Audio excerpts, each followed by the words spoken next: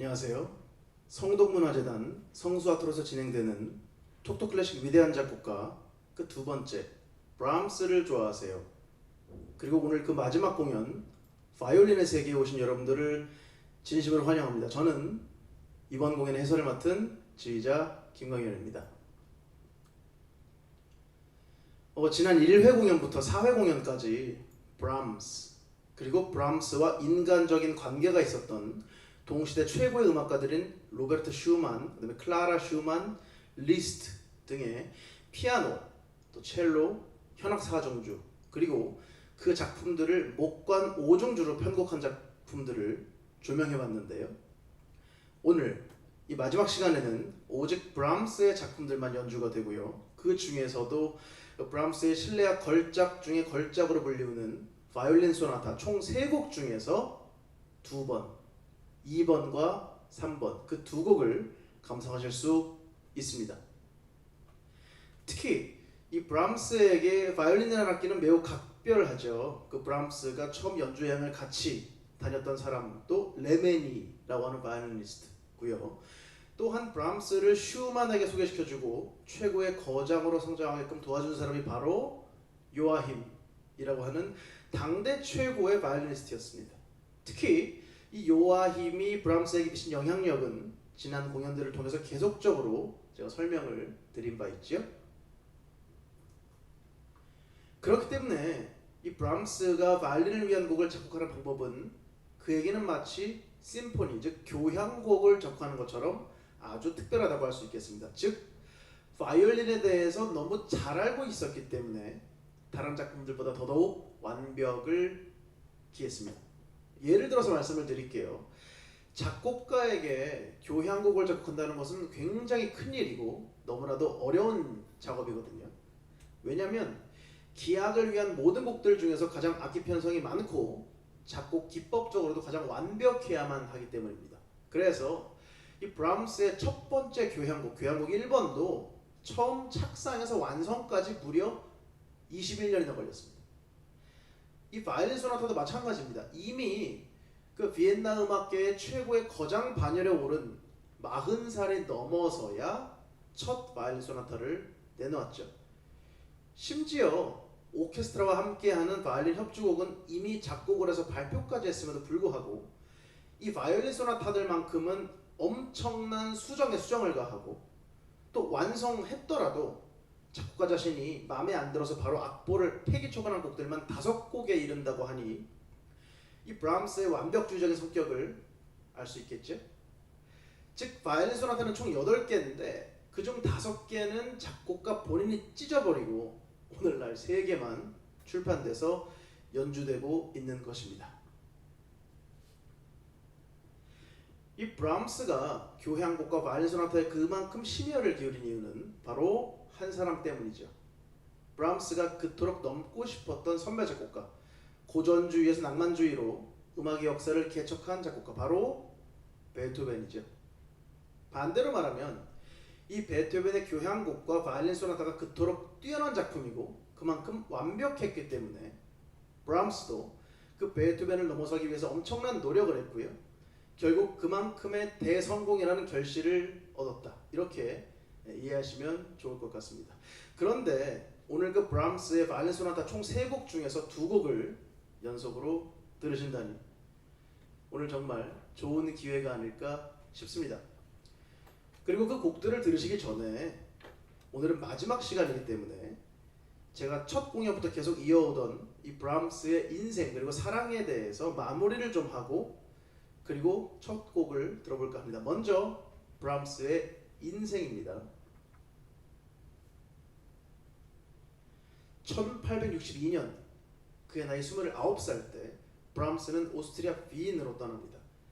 이 브람스의 고향은 다들 아시다시피 북부 독일 항구 도시 함부르크인데요. 함부르크에서 안정적인 직장을 얻지 못했던 브람스는 결국은 세계 음악의 중심 그리고 자유로운 도시 비엔으로 떠나기로 결심합니다. 그리고는 몇 년이 지나지 않아 비엔나 보수주의 음악계를 대표하는 작곡가로 우뚝 서게 되죠.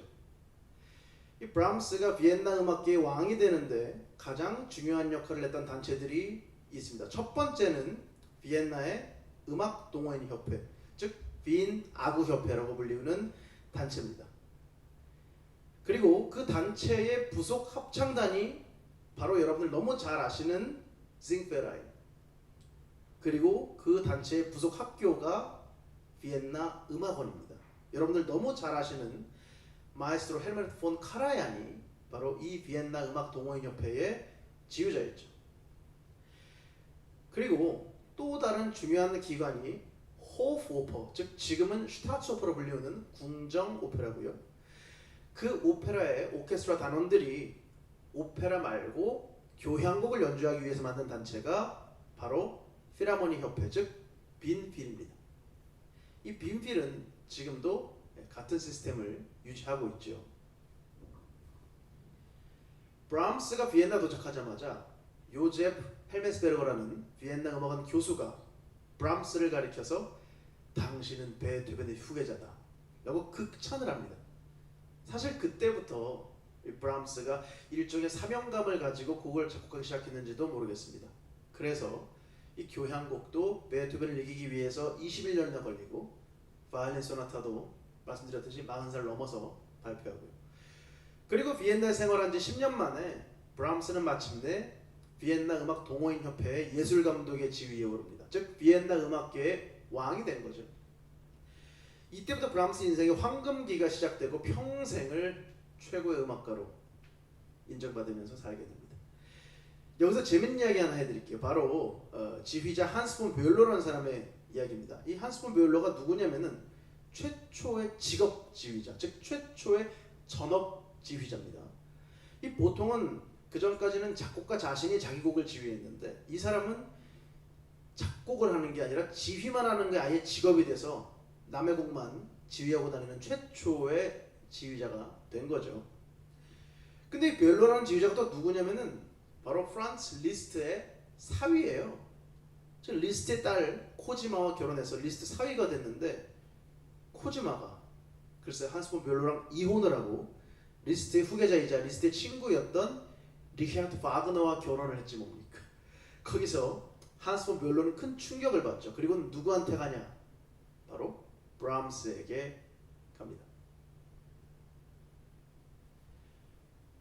왜 그러냐면은 그 당시에 비엔나 음악계가 두 진영으로 양분되어 있었습니다. 요아힘과 브람스를 축으로 하는 이 보수적인 낭만주의 음악 진영, 그리고 리스트와 바그너를 축으로 하는 진보적인 낭만주의 음악 진영인데요. 맨 처음에 이 리스트의 사위였던 베율로는 당연히 리스트의 편이었겠죠.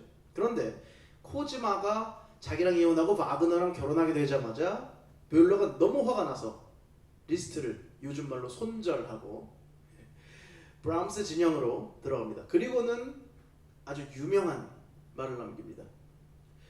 음악 역사에서 가장 뛰어난 거장인 3B가 있는데 바로 바흐, 베토벤, 그리고 브람스다. 그리고 본인이 지휘하는 그 마이닝엔 교향악단에서 실제로 바흐, 베토벤, 브람스로 이루어진 3B 콘서트를 열어버리게 됩니다.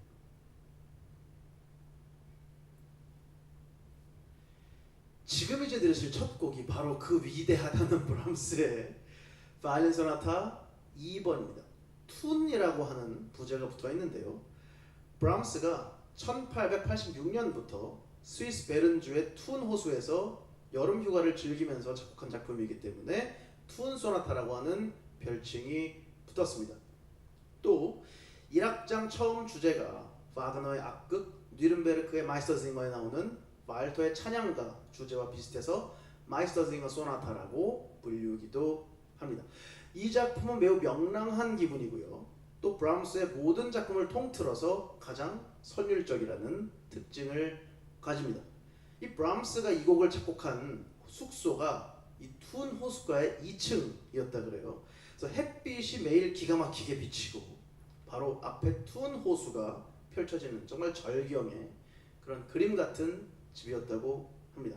또한 호수와 더불어 울창한 산도 눈앞에 펼쳐지면서 이 당시에 브람스가 작곡한 곡들을 들어본 브람스의 친구가 한 말을 전해드리겠습니다. 당신의 이 음악에서 나오는 기쁨보다 더 큰 기쁨은 이 세상에 없습니다.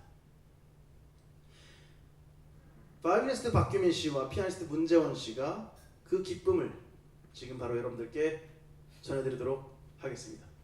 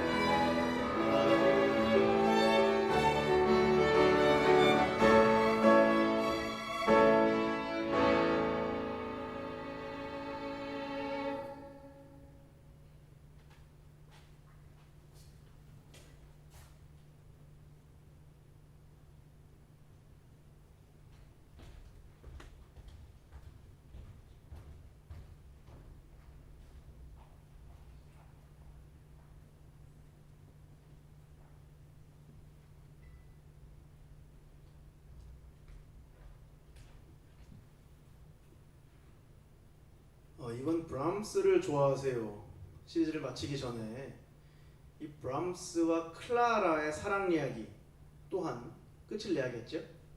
자, 지난 이야기를 요약해 보면 이 브람스와 클라라가 서로를 사랑했던 것은 사실이다. 하지만 이 슈만의 죽음 이후 오히려 브람스의 편지는 냉각되었고 클라라도 브람스와 자신이 교환했던 편지들을 다 불태워버렸다.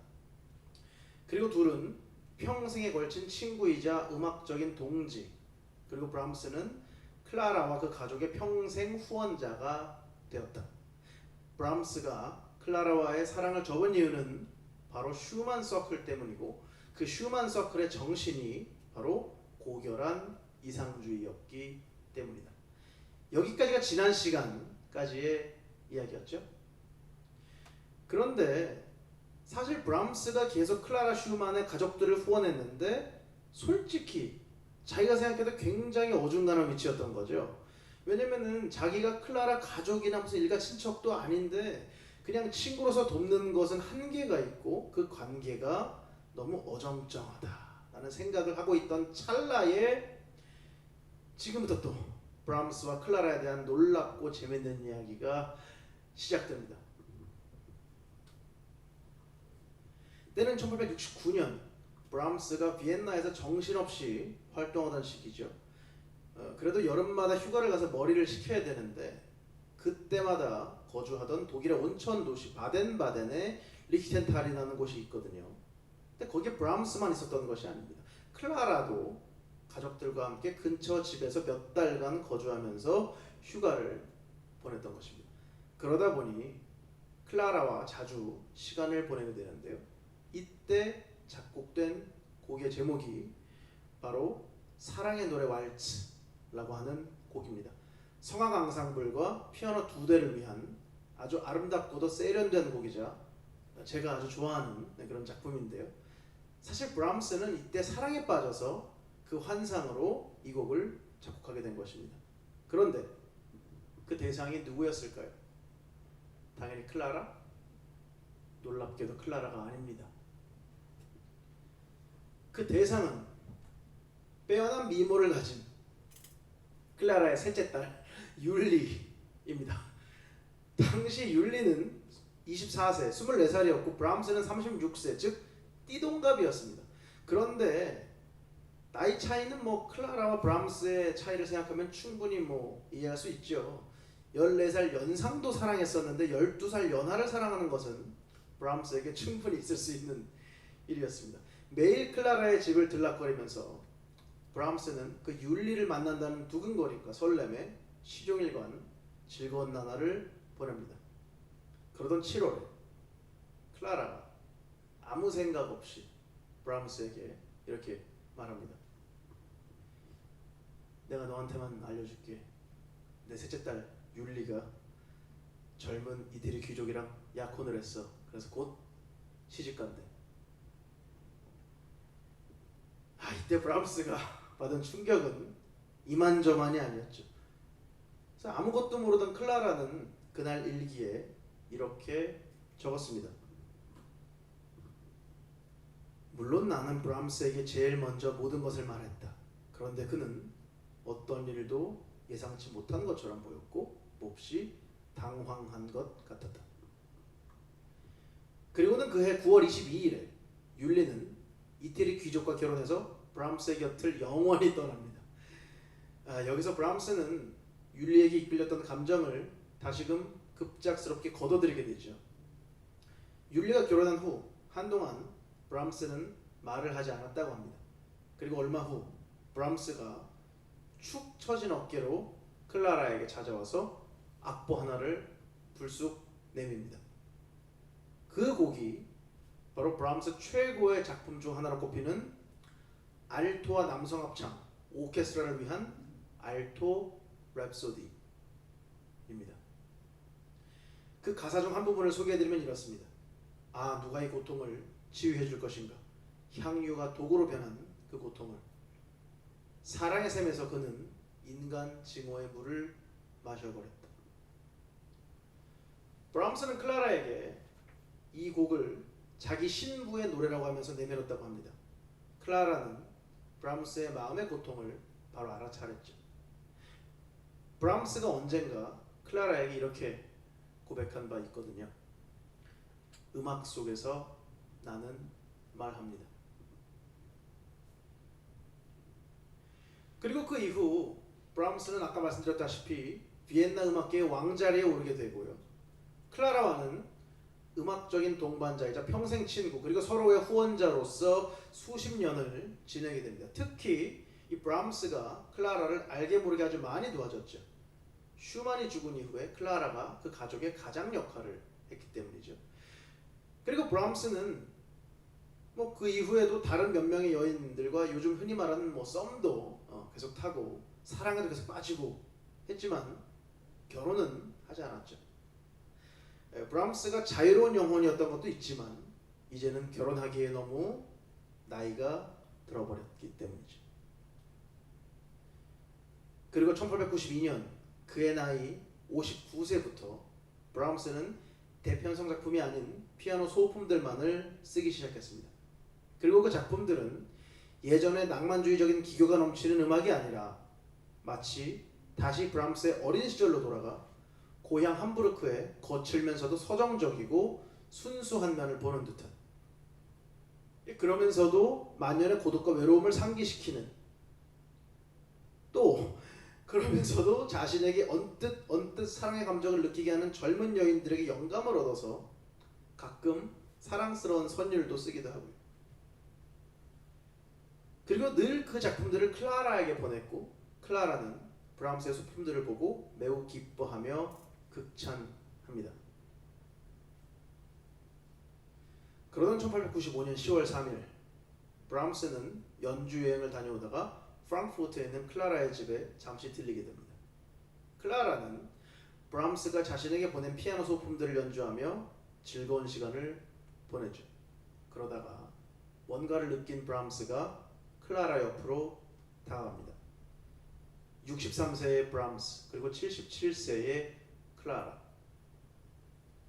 그리고 그 둘의 너무 슬픈 운명. 브람스는 클라라의 손을 꼭 잡아주죠. 둘은 아무 말도 하지 않았습니다. 오전 시간을 그렇게 보내고 브람스는 클라라의 집을 떠납니다. 이때 서로 직감했을까요? 그것이 브람스와 클라라의 마지막 만남이었습니다. 1896년 3월 클라라가 위독하다는 전가를 받은 브람스는 그 좋아하던 이태리 여행 계획을 취소하고 침통한 마음으로 비엔나에 머물러 있었습니다. 그 비통한 심정을 담아서 브람스는 또 음악으로 말을 하죠. 그게 바로 네 개의 엄숙한 노래입니다. 1896년 5월 20일에 클라라 슈만은 세상을 떠납니다. 바로 2주 전에 브람스에게 생일 축하 전보까지 보냈던 클라라 슈만인데 말이죠. 브람스는 그 당시에 오스트리아 휴양지 바트 이슈에 있었는데요. 허겁지겁 클라라의 집이 있는 프랑크푸르트 열차를 탑승합니다. 그런데 너무 정신이 없는 나머지 열차를 잘못 타게 됐어요. 그래서 결국 브람스는 너무 늦어지니까 프랑크푸르트로 가는 것을 포기하고 클라라의 시신이 묻히게 될 본으로 향합니다. 그러고는 클라라의 장례식 후반부에서야 겨우겨우 도착하게 되죠. 브람스는 하염없이 눈물을 흘리면서 클라라를 위한 마지막 노래를 자신의 음성으로 불러줍니다. 실제로 그 장면의 사진도 지금까지 남아 있습니다. 그리고 친구들에게 울면서 이렇게 말하죠. 나는 오늘 내가 진정으로 사랑했던 오직 한 사람, 그 사람을 묻었다. 브람스는 그로부터 1년 후에 간암으로 세상을 떠납니다. 이제 들으실 브람스의 바이올린 소나타 3번도 이 브람스의 암울하고 우울한 기분을 잘 나타내는 곡인데요. 작곡은 2번과 마찬가지로 이 투운 호수 앞에서 작곡됐는데, 이 당시 브람스는 친구나 동료들이 병으로 너무 많이 죽어서 심적으로 너무 고통스러운 상황이었다고 합니다. 그 마음을 음악으로 표현한 곡이 바로 바이올린 소나타 3번입니다. 그런데 이 곡의 놀라운 점은 3악장이 아닌 4악장 형식이라는 데 있습니다. 보통의 소나타는 3악장 형식으로 되어 있죠.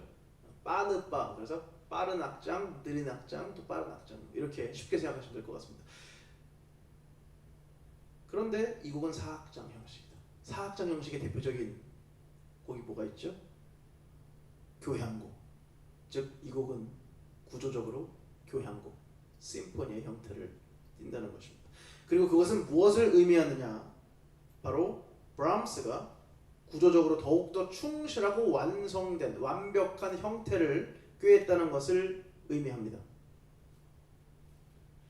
그리고 실제로 이 곡은 베토벤의 크로이차 소나타 그리고 프랑크의 바이올린 소나타와 함께 낭만주의 3대 바이올린 소나타로 꼽히는 명곡 중의 명곡입니다. 음악으로 말하는 브람스가 이 곡을 통해 무엇을 말하는지 한번 감상해 보시죠. 여기서 브람스의 인생 모토를 말씀드리겠습니다. 이 곡과 아주 잘 어울리는 말입니다. Frei aber einsam. Frei aber einsam. 자유롭지만 고독하다.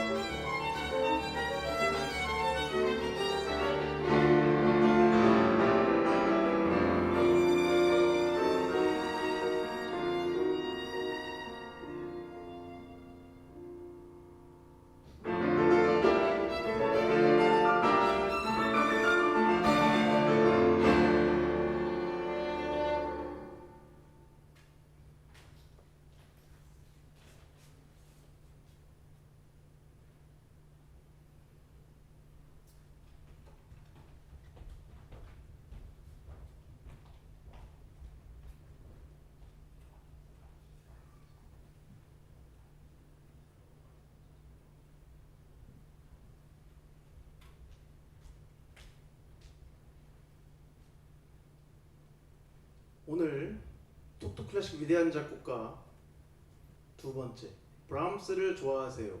그 마지막 공연을 함께 하셨는데요. 즐거우셨나요? 이번 시리즈로 브람스 음악의 진수 그리고 더 나아가 낭만주의 음악의 진수를 느끼실 수 있으셨으리라 생각됩니다. 앞으로도 성동문화재단은 구민들이 더욱 수준 높은 문화 생활을 누릴 수 있도록 또한 코로나19라는 상황을 음악과 더불어 또 예술과 더불어 다 함께 극복할 수 있도록 최선의 노력을 다하겠습니다. 오늘 공연을 마칩니다. 저는 지휘자 김광현이었습니다. 고맙습니다.